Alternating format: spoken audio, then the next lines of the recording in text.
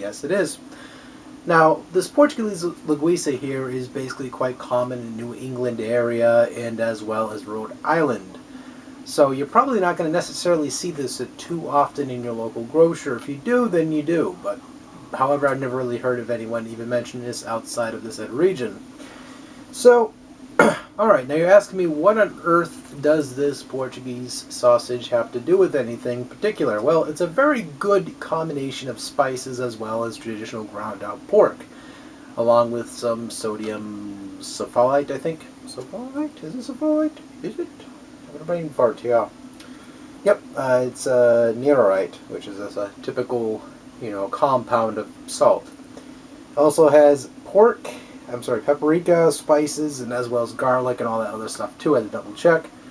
But other than that, it's a pretty decent sausage, if anything else, to make it in various ways, such as kale soup, which is a Portuguese soup that you can have and put in the refrigerator, reheat it up, and it'll just taste amazing after leftovers.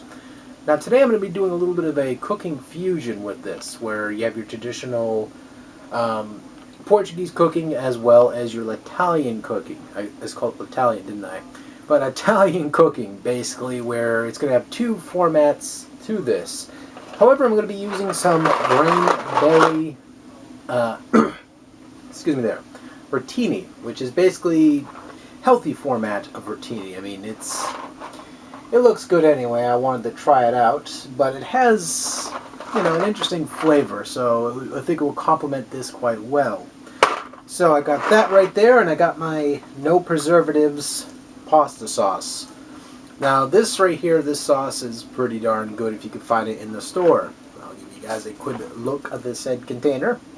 If you can find this, get it. When it's on sale though, it's a little bit pricey, but honestly, if you can get a big jar like this for a decent price, go for it. It's really good. It's practically like 99.9% natural of all the sauces out there next to ragu and everything else. It basically has stuff you would probably recognize, that's not anything like fake product. It actually has, for example, puree of tomato, water, tomato paste, acetic acid, basically diced tomatoes and a tomato juice, sugar, soybean oil, salt, dried onions, spices, extra virgin olive oil, and dried garlic. That's it. It's glucose free. It's pretty good. I read it off the side of the container so that way I have a correct way of pronouncing it as well as giving you guys what the actual information is of this said item. But yeah, no preservatives whatsoever. It's a natural tomato sauce. So either you get this from your own kitchen yourself or you buy this. I would pretty much recommend this if you're too savvy with cooking tomato sauce. I'm very rusty with it, so I'm practically sticking to the said jarred store brand of tomato sauces as well as this, because I'm not turning and flipping around noodles to make. I mean, yes, it's technically easy to make a pasta noodle, but the hell with that, I'm lazy. So I'm going to stick with this and this. So let's get to the chopping board, so that way we can show you the proper way to at least cut this for the said combination of ingredients. Let us begin! Alright, as you can see up here, I got the pasta going at the moment. Going to be setting it to the 5th temperature here. Then, don't mind that smoking. This is a no smoking restaurant. You just step out, sir. But now we're going to add a little bit of salt to that. And leave it be, basically. Let that boil. So, as we're paying attention to that, we're going to go ahead and focus on this product right here. So, got myself a sharpened knife. Got my cutting board. So let's crack open to this bad boy. So, basically how you handle linguiça is typically how you handle any sausage. There's no special process to this. This is just what your preference of meat is. So we're going to go ahead, and I'm just going to, because of the fact that this is a little bit juicy, I'm going to put a little paper towel action down below it. That way it's a lot easier to clean up after. And I'm going to go ahead and, as you can see, it's already juicing up.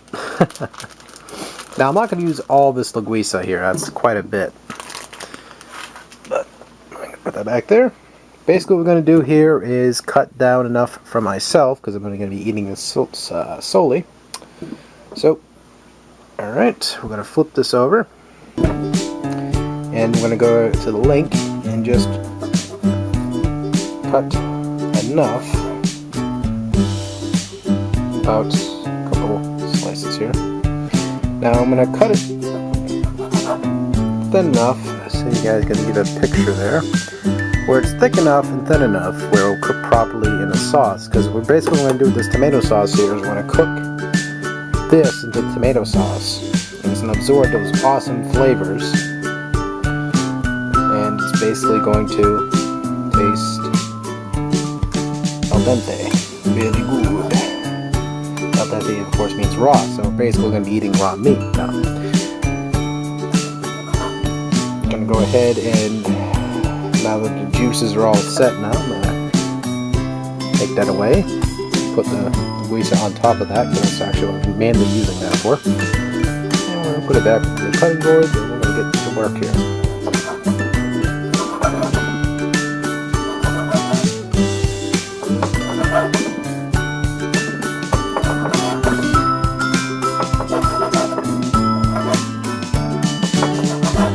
As you can see, what I'm doing with the cutting measure, by the way, is I'm making sure my thumb is almost behind my hand knuckles, at the same time holding the board down to control it.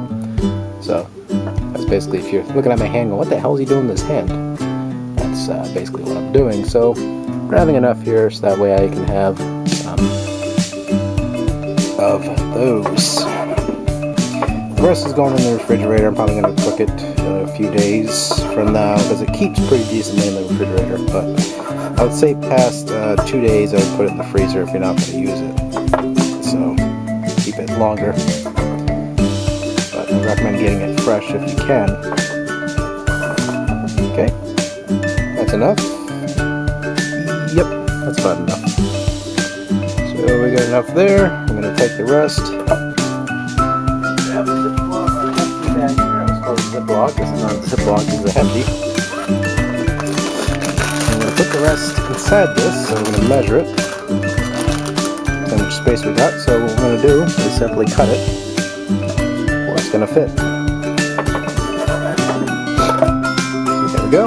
Got some links here. We put them on the grill. They're great broiled and whatever else, but cut the rest and put them away for later. Now what we're going to do is get the pan, set that up, and show you guys how this will cook. And then, after everything is all prepared and cooked and simmered and all that goodness, then we'll eat, which is the best part. So, bear with me.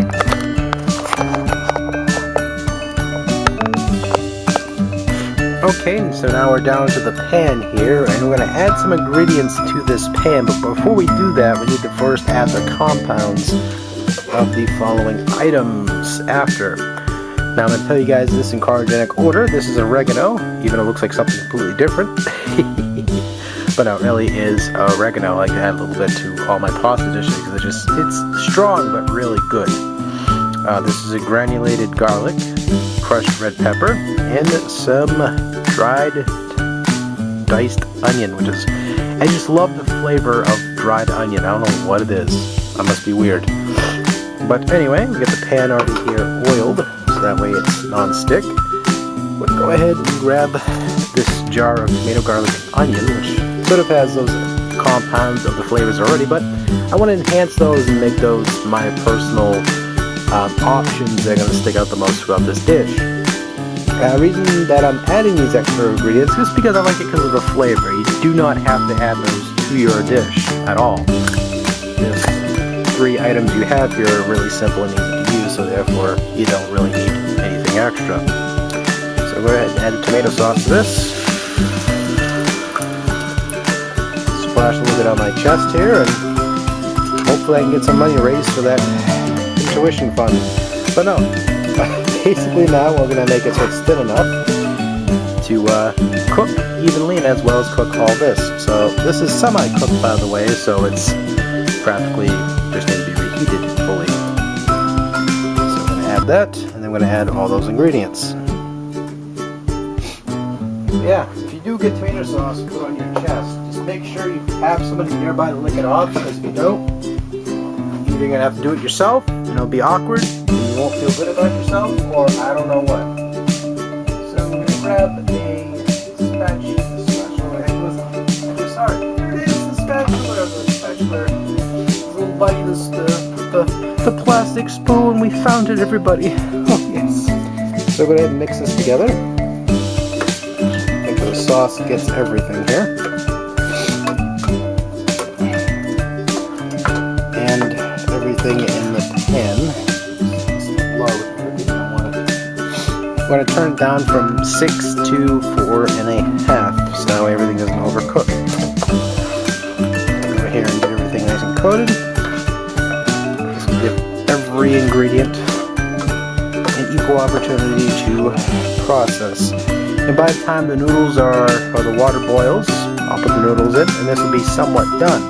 So by the time the noodles are fully done, this will be practically done, and I can just pour it over my noodles and eat them and enjoy. Which you guys will be seeing that right there. But I'm going to go ahead and let this cook, and we'll cut to the point when it's all finished. And I'll give you guys the final product. But yeah, what I'm doing right here, again, is just sort of stirring it though. So, making sure everything gets distributed nicely. So, alright, I'll see you when it's done.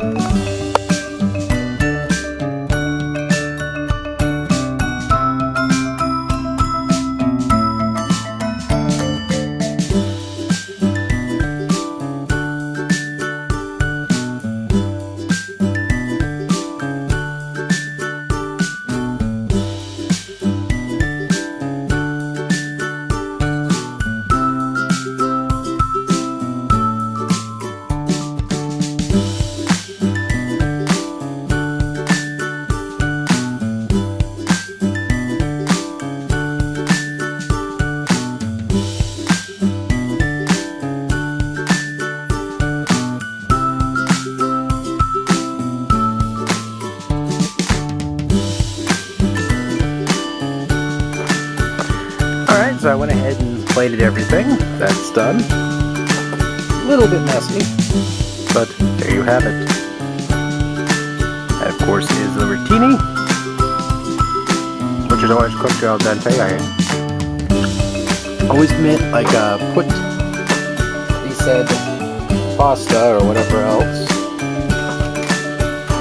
in for like a minute less than what the box recommends. So if it says like 9 minutes or 9 to 8 minutes, just put it in for 7 and then check the pasta and taste test it. If it comes out tender, I mean very tender, not overcooked, it should be the right noodle. Had a little mess here earlier, that's why I'm kind of picking up as I'm talking to you guys. But yeah, that right there is the said product. Now let's go to the door and taste test it.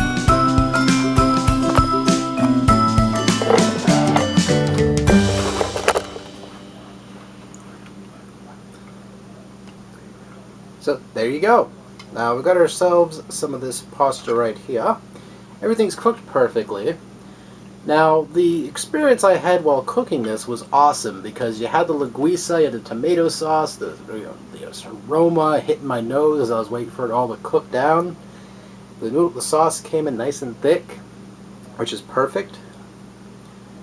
You got the linguiça, which is always perfect if cooked, of course. We got some noodles here and some sauce.